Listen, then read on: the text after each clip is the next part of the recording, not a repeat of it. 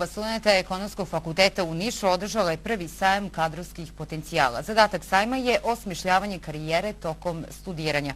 Predstavnicima niških institucija, kompanija i banaka studenti su podelili svoje biografije, a cilj je da oni dobiju priliku da steknu praktično znanje u nekoj od prisutnih firmi tokom studija ili po završetku fakulteta. Mini sajam kadrovskih potencijala Career Opportunity organizovala je grupa studenta Ekonomskog fakulteta u Nišu u okviru projekta Career Office, osmišljavanje karijere tokom studija.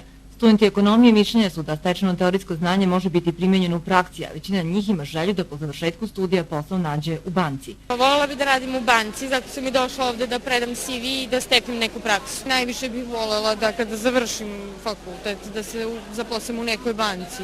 Nešto u vezi financija, marketinga ili neki posao komercijalista. Najviše bih voljela da radim u banci, znači kao knjigovođa, sve jedno, samo računovodstveni smer.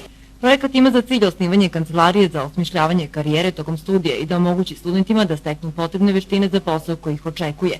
Studenti moraju već u toku fakulteta studiranja da se pripreme za kasnije ozbiljno bavljenje nekim poslom.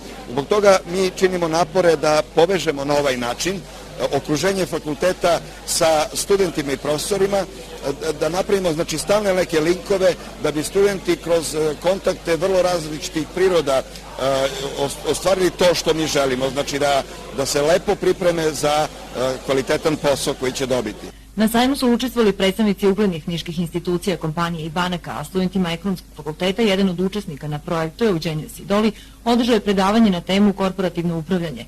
Profesor Stojanović je naglasio da će se i u narednom periodu insistirati na kvalitetnoj profesionalnoj praksi. Da osjeti kako se radi, kako se stiče novac, kako se na kraju tehnika posla obavlja i da vidi u kojoj meri on sposoban za to. Naravno, tu je i delimično i potpuno zapošljavanje studenta, ali sve to bi trebalo uraditi već u toku studija. I to je naša namera, znači da ovako susretnemo ponudu i potražnju za svim oblicima studentskog rada i da vidimo koji od tih oblika kojoj firmi odgovaraju.